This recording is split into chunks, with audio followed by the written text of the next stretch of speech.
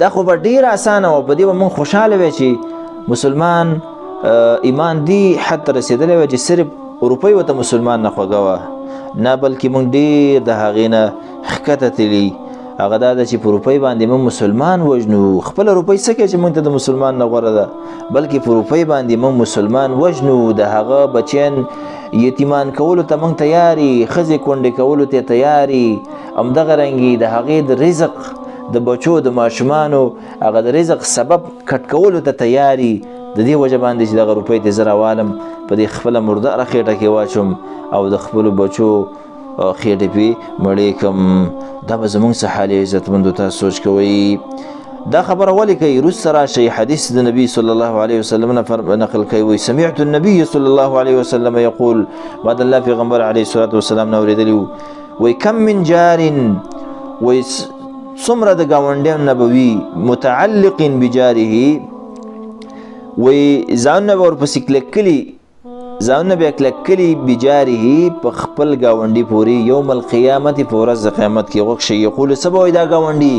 یا رب ای رب زما، هذا اغلق بابه دونی، دا هغه کس و چې دې دروازه په ما باندې بنده کړې وه، ما به ورته ټکوله، زما به ضرورت و، ده به دروازه بنده کړه. فمنع معروفه، د ما نه منع کړي خپل خیر.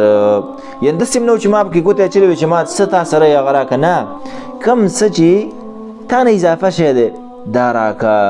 ماچس دبلی به یې ترې غوښتلی، لږ چیني راکړه ختمه شوې ده، مالګه به یې ترې غوښتلی، داسې بل شی به یې ترې غوښتلی، دا راکړه، بس دا رانه منع کړي دي. عزتمند تاسو سوچ کوئ، دا مشکلات نن سبا څونه ډېر زیات دي. قیامت پر ورځ دا ګاونډي دې رانیسي.